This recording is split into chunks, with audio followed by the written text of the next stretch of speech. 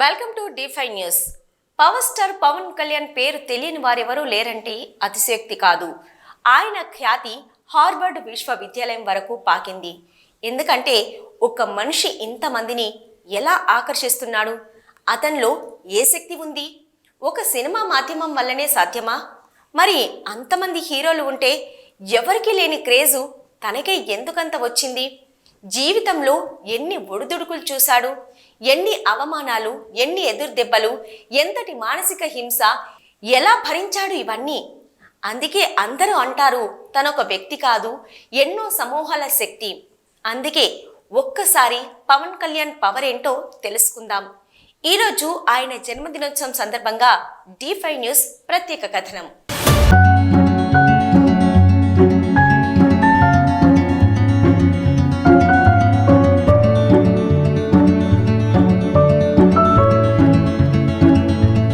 September 2, 1968న Konidela Venkatrao, శ్రీమతి అంజనాదేవి దంపతులకు చివరి సంతానంగా చీరాల పట్టణంలో జన్మించారు. వీరి స్వగ్రామం మొగల్తూరు. అయినప్పటికీ తండ్రి ఉద్యోగరీత్యా చీరాలలో ఉన్నప్పుడు పవన్ కళ్యాణ్ జన్మించారు. ఇంటర్మీడియట్తో చదువుకు స్వస్తి చెప్పిన కళ్యాణ్ తర్వాత మార్షల్ ఆర్ట్స్ మీద అభిమానాన్ని పెంచుకొని శిక్షణ తీసుకున్నారు. అలా కళ్యాణ్ బాబు కాస్త పవన్ కళ్యాణ్గా పేరు మార్చుకొని 1996లో అక్కడమ్మాయి ఇక్కడబ్బాయి సినిమాతో వెండితెరకు పరిచయం అయ్యారు. సినిమా ఇండస్ట్రీకి వచ్చినా సరే ఎవరితోనూ మాట్లాడకుండా ఎంతో అంతర్ముఖంగా ఉండేవారని అంటారు. ఎప్పుడు పుస్తకాలు చదువుతూ ఒక గదిలో తనకు తానే బందీగా ఉండేవారని అనేవారు. తరగతిలోని పాఠ్య పుస్తకాలు 4 పాఠాలు చదివి అదే విజ్ఞానమని అనుకోలేదు.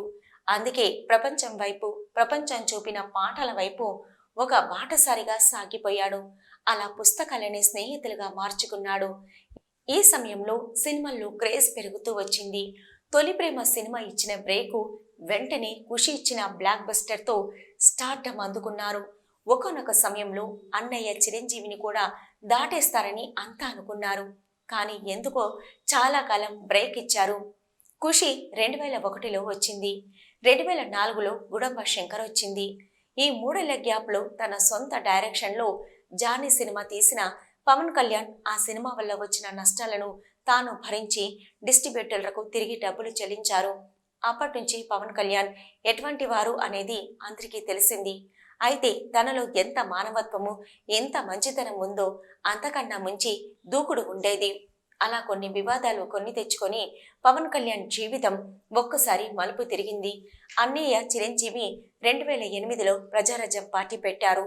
అలా తను కూడా ప్రత్యక్షంగా పరోక్షంగా రాజకీయాల్లోకి వచ్చేసారా, లేదా బలవంతంగా నెట్టబడ్డారా, లేదంటే తనకే రాజకీయాలంటే ఇష్టంతో వచ్చారా తెలియదు, కానీ మొత్తానికైతే వచ్చారు. కాంగ్రెస్ పార్టీ సిద్ధాంతాలపై మొదటి నుంచి వ్యతిరేకంగానే ఉండేవారు. అప్పుడే వారిని లుంగీలు విప్పి తన్నాలని పిలుపునిచ్చారు. అది పెద్ద సెన్సేషన్ అయింది.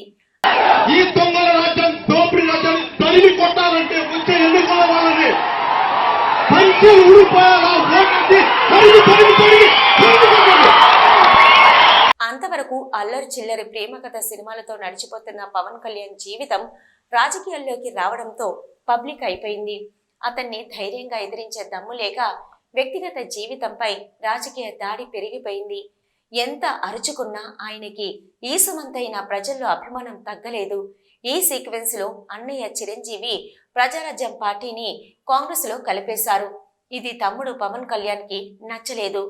ఎంత చెప్పి చూసినా చిరంజీవి వినలేదు. వైఎస్ రాజశేఖర రెడ్డి ముఖ్యమంత్రిగా ఉండగా సోనియా గాంధీ సమక్షంలో 2011 ఫిబ్రవరి 6న కాంగ్రెస్ లో చేరిపోయారు. అలా కేంద్ర మంత్రి కూడా అయ్యారు. తన జీవితంలో రాజకీయ కాంక్ష, లక్ష్యం ఏదైతే ఉందో అది సాధించి ప్రశాంతంగా కొన్నాళ్ళు రెస్ట్ తీసుకొని మళ్ళీ హ్యాపీగా సినిమాలు చేసుకుంటున్నారు. కానీ పవన్ కళ్యాణ్ మాత్రం హ్యాపీగా లేరు. అన్నయ్య ఎంత చెప్పినా వినలేదు. అందుకని నేనే ఒక రాజకీయ పార్టీ పెట్టి నాకు నచ్చినట్టు దాన్ని నడపాలనే ఉద్దేశంతో జనసేన ఏర్పాటు చేశారు. ఇక్కడి నుంచి కథ మరో మలుపు తీసుకుంది. ఇదే క్రమంలో జనసేన పార్టీ పెట్టి తెలుగుదేశంతో కలిసి 2014లో ప్రచారంలో పాల్గొని చంద్రబాబుకి మద్దతు పలికారు. టీడీపీ అధికారంలోకి వచ్చింది.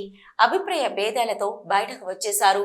2019లో ఒంటరిగా పోటీ చేసి ఒకే ఒక్క సీటు సాధించారు. తాను పోటీ చేసిన 2 స్థానాల్లో ఓటమి పాలయ్యారు. ఎంత అవమానం!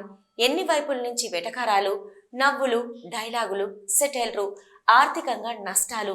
ఇలా ఒకటి కాదు, వీటన్నింటినీ సమర్థవంతంగా ఎదుర్కొన్నారు. గెలిచిన ఒక్క ఎమ్మెల్యే కూడా వైసీపీలో చేరిపోయాడు. అందరూ దూరమైపోయారు. తన దగ్గరున్న వారితోనే అసలు సిసలైన రాజకీయం నేర్చుకున్నారు. ముందుగా బీజేపీతో కలిశారు. తర్వాత పదే పదే చంద్రబాబు వద్దకు వెళ్లారు. కలిసి పోటీ చేద్దామని చెప్పారు. ఎప్పుడు ఆలస్యంగా నిర్ణయాలు తీసుకునే చంద్రబాబు వెంటనే సమ్మతికి చెప్పకపోయినా తాను పదే పదే కలిశారు. తనని కూటమి వైపు మలుపు తిప్పారు. ఈలోపు చంద్రబాబును జగన్ జైల్లో పెట్టడంతో ఆయన ఆలోచనల్లో మార్పు వచ్చింది. తాను బీజేపీతో స్నేహం చేసేందుకు పవన్ను ఉపయోగించారు. ఇలా వారిద్దరి మధ్య సయోధ్య కుదిర్చి కూటమి ఏర్పాటులో పవన్ కళ్యాణ్ కీలకంగా మారారు. అటు బీజేపీకి, ఇటు టీడీపీకి, అలాగే తాను కూడా లాభపడ్డారు. ఏదైతే ఆనాడు కాంగ్రెస్ పార్టీపై పవన్ కళ్యాణ్ వ్యతిరేకత చూపించారో అదే టెంపో వైఎస్ఆర్ కాంగ్రెస్ పార్టీ మీద చూపించారు. ఎందుకంటే పేర్లు వేరైనా పార్టీలు ఒకటే, వాటి సిద్ధాంతాలు ఒకటే కావడంతో జగన్ తీరును వ్యతిరేకించారు. ఆది నుంచి ఎండగట్టారు. ఆయన మీద వ్యతిరేకత కాదు, వారి విధానాలు, పాలనపై వ్యతిరేకత మాత్రమేనని పదే పదే పవన్ కళ్యాణ్ చెప్పేవారు. ఈ క్రమంలో జగన్ ప్రభుత్వం నుంచి ఎన్నో ఇబ్బందులు పడ్డారు, అవమానాలు పడ్డారు. సినిమాలు విడుదలైనప్పుడు టెన్షన్ పడ్డారు. ఆఖరికి తన వద్దకు నిర్మాతలు వచ్చి ప్రభుత్వంతో గొడవలు పడి ఇండస్ట్రీని ఇబ్బంది పెట్టవద్దనే చెప్పే స్థితికి వచ్చేశారు. మరి ఈరోజు అదే నిర్మాతలు వచ్చి పుష్పగుచ్చాలు అందుకునే రేంజ్కి వెళ్లారు. That is Pawan Kalyan. That is spirit of Pawan Kalyan.